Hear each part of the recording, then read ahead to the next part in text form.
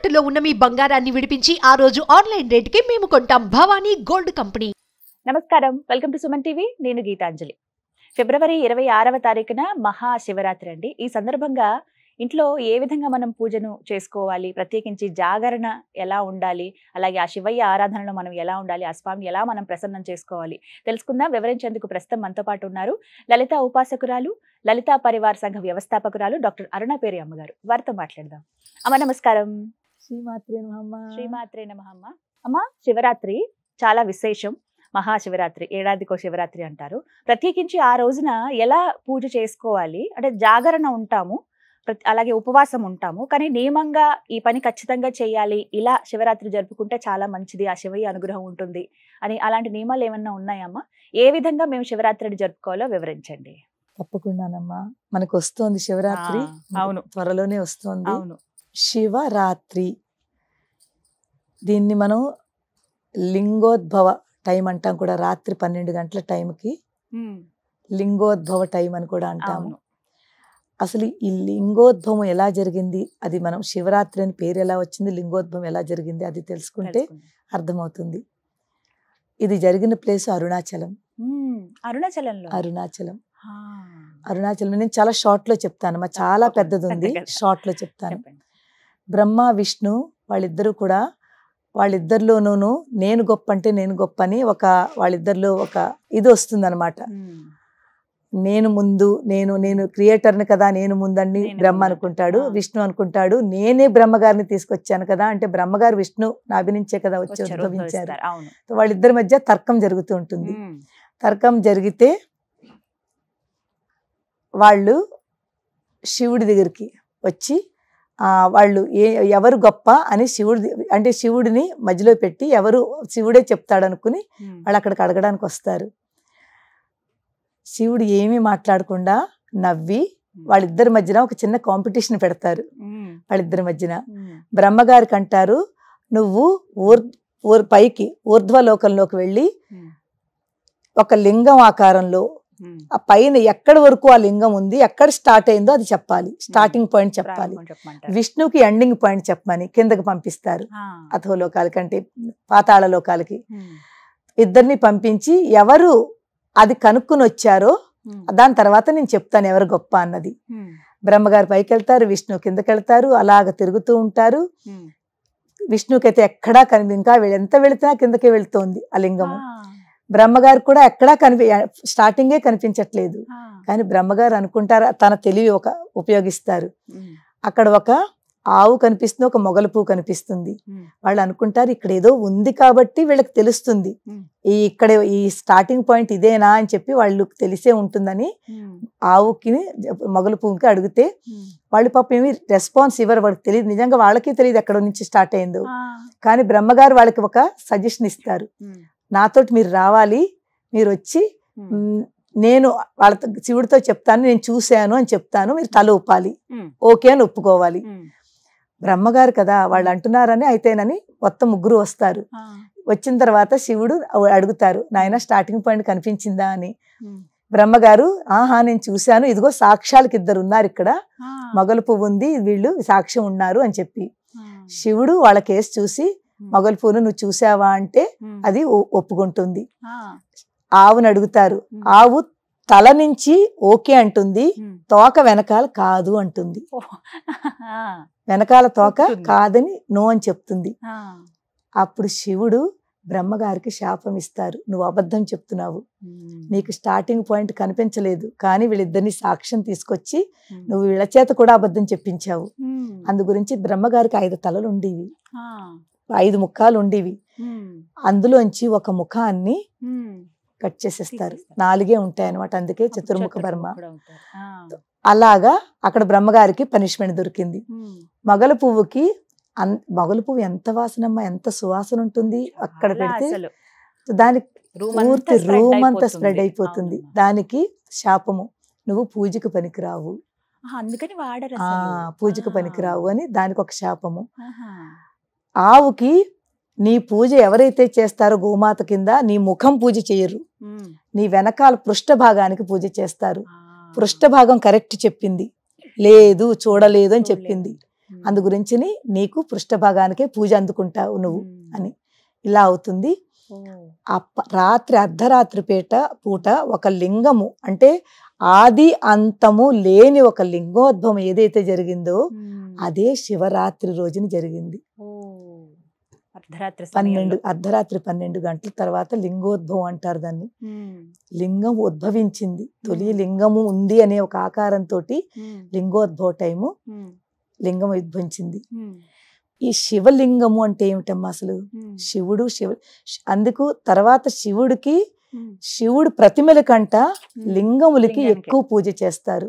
మిగిలిన దేవుళ్ళకి మూర్తులకి వాళ్ళ యొక్క మూర్తి ప్రతిమలకి పూజ చేస్తాం మనం, వాళ్ళ విగ్రహాలకు పూజ చేస్తాము. అమ్మవారైనా విష్ణువైనా రాముడైనా విగ్రహారాధన, కానీ శివుడికి లింగారాధన, దానికి ఎక్కువ ప్రాముఖ్యత. ఎందుకు తెలుసమ్మా? లింగానికి మీరు ఇది ఫ్రంట్, ఇది బ్యాక్, ఇది రైట్, ఇది లెఫ్ట్ అలా ఏం కనిపించదు. అంతా సమానమేవు, అంతా శూన్యములో ఉంది. అది అర్థం చేసుకోవడానికి లింగం అన్నమాట. ఇది కాలు, ఇది చెయ్యి, లేకపోతే ఇది ఈస్ట్, అన్ని సమానమే. 4 దిక్కులు సమానమే. ప్రపంచం అంతా ఒకే శక్తిలో నడుస్తోంది. దానికి చెప్పడం గురించే ఆ లింగం అన్నమాట. ఆ లింగానికి మనం పూజ చేస్తాము. అంతా సమానమేను, సమానత్వము, అది ఒకటి. తర్వాత శివరాత్రి రోజునమ్మ ప్రతి వాళ్ళు చేసుకోవాల్సింది ఏమిటి? ఉపవాసం ఎందుకు ఉండాలి? ఉపవాసము అంటే ఏమిటి? ఉపవాసము దేవుడికి దగ్గరగా ఉన్నదాన్నే అంటే దగ్గర, వాసము అంటే ఉండడం. భగవంతుడికి దగ్గరగా ఉండి భగవత్ నామస్మరణ చేసుకుంటూ రోజంతా గడపడము. భోజనం దగ్గరికి వచ్చేసరికి మనం ఉపవాసం రోజున ఎంత తక్కువ తింటే మన దైవం మీదకి దృష్టి వెళుతుంది. అందుకు చేస్తారమ్మా. రోజంతా తినేసి మనం దేవుని తలుచుకుంటుంటే మనకు భోజనం మీద మిగిలిన వాటి మీదగా ఎక్కువ దృష్టి వెళుతుంది. మీరు ఒక్కసారి మీరు ఎప్పుడైనా మన ఏకాదశి ఉపవాసము ఏ రోజైనా ఉపవాసం చేస్తే 2 రకాలు. ఒకటి సైంటిఫిక్ గా కూడా చాలా మంచిది, ఆధ్యాత్మికంగా కూడా చాలా మంచిది. మన దృష్టి అంతా కూడా ఇంకా ఇవాళ ఏం వండాలి, ఏం తినాలి, ఇవేమి లేకుండా ఇంకా భోజనం మీద దృష్టే వెళ్ళదు. మనం కాస్త ఉన్న టైం అంతా కూడా దైవనామస్మరణ చేసుకుని మంచి పనులు చేస్తాము. ఉపవాసం ఉన్నప్పుడు మనసు ప్రశాంతంగా ఉంటుంది కదమ్మా.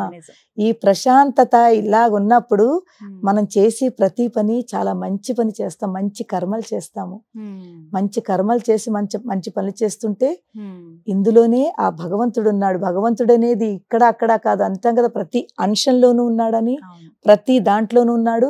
మన భావనలో, మన ఆలోచనల్లో, మన మనసులో ఇవంతా ఎప్పుడైతే మనం ఉపవాసం ఉంటామో మన భావన బాగుంటుంది, మన ఆలోచన బాగుంటుంది, మన పనులు బాగుంటాయి. అందులోనే దేవుడు ఉన్నాడు. ఎప్పుడైతే ఆ దేవుడి దగ్గర ఉంటామో, ఎప్పుడైతే కనెక్ట్ అవుతామో, ఆ ఉపవాసము దేవుని దగ్గరగా ఉంచి మనకి చాలా శక్తిని ప్రసాదిస్తుంది. ఒక చక్కటి ఎనర్జీ ఫామ్ అవుతుంది మనలోను రోజంతాను. ఆ రోజంతా మీరు ఎవరైనా చెయ్యని వాళ్ళు కూడా చేసి చూడడం, ఒక్కరోజైనాను చేసి. శివరాత్రికి అయితే శివరాత్రి ఒకటి ఏకాదశి 2 కూడా ఉంటూ ఉంటాయి. ఈ శివరాత్రికి మీరు రోజంతా పళ్ళు తినండి, పాలు తాగండి, కాఫీ టీలు తాగండి.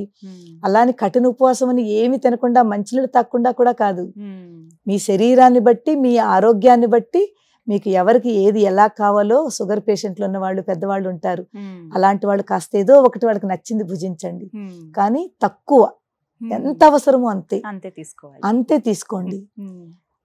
ఆ రోజున చేసి చూడండి. మీకు ఏమీ తినకపోయినా కూడా మీ బాడీ ఎంత శక్తిగా ఉంటుందో, మిగిలిన రోజుల్లో చెయ్యలేని ఎనర్జీగా పనులు ఎనర్జెటిక్ గా ఉంటూ ఆ రోజు ఇంకా ఎక్కువ చేస్తాము. అంత ప్రశాంతంగా ఉంటుంది మనసు. అది ఉపవాసం యొక్క ఇది. రాత్రి వరకు ఉపవాసం ఉంటాము. రాత్రి మనకి ఈ లింగోద్భవ టైంలో జాగరణ చేస్తాము. జాగరణ ఎందుకు చేస్తామంటేనమ్మా, శివరాత్రి ఏ రోజు వస్తోంది? అమావాస్యకు ఒక రోజు ముందు. ఎంత అద్భుతమైన రోజు అంటే చతుర్దశి అంటాం మనం. శక్తులు ఏదైతే ఉంటాయనమ్మా, రోజంతా కూడా మనకి ఈ శక్తి స్వరూపాలు ఏదైతే తిరుగుతాయో, చీకటి శివరాత్రి అంటే అమావాస్యకు ఒక రోజు ముందు అంటే ఒక చీకటి ఉంటుంది, అంధకారము. అంధకారం అంటే రాత్రిపూట ఏమిటి ఉంటుంది, కామ్గా ఉంటుంది, ప్రదేశం అంతా కూడా చాలా కామ్గా, అందరూ నిశ్శబ్దంగా ఉంటుంది. నిశ్శబ్దంగా ఉన్నప్పుడు ఈ శక్తులు ఏవైతే ఉంటాయో ఆ శక్తులు యాక్టివేట్గా ఉంటాయి. అమావాస్యకు ఒక రోజు ముందు ఈ శివరాత్రి రోజుని ఆ శక్తి స్వరూపాలు కూడా అలా చాలా యాక్టివేట్గా ఉంటుంది. ఎప్పుడైతే మనం జాగరణ చేస్తామో, ఉపవాసం ఉండి జాగరణ చేసి రాత్రి 12 వరకు 12:30 వరకు ఉంటామో, ఆ శక్తి ఎనర్జీ, శక్తి అంటే ఎనర్జీలు, ఆ ఎనర్జీలంతా కూడా మన లోపలికి వచ్చి మనని ఆ శక్తివంతంగా చేసి మనకు తెలియని ఒక మహాశక్తి మన లోపల ఫామ్ అయిపోతుంది జాగరణ చేస్తే. ఎందుకంటే తెలివిగా ఉంటాము. ఒకటి రాత్రి ఆ ప్రశాంతతలో ఉన్న శక్తులన్నీ కూడా మన లోపలికి చోటు చేసుకుంటాయి. ఇప్పుడు పూర్తి చీకటి ఉన్నప్పుడు ఒక్క చిన్న దీపం వెలిగించండి, మనకు ఎంత కాంతివంతంగా, ఎంత ప్రకాశము. ఆ శక్తులు మనలో ఆ ప్రకాశ రూపంలో ఒక జ్ఞానోదయం మనకు జరుగుతుంది. మనలో ఉన్న జ్ఞానము ఇంకా మనం పెంచుకుంటున్నాము. 1 ఉపవాసము, 2 దైవనామస్మరణ, 3 మంచి భావన, మంచి పనులు, మంచి ఆలోచనలు, ఇవన్నీ కలిసి రాత్రి ఎప్పుడైతే ఈ శక్తి స్వరూపాలు మన లోపలికి తీసుకుంటున్నామో అది మనకి ఎంత మన శరీరానికి చాలా చాలా మంచి జరుగుతుంది.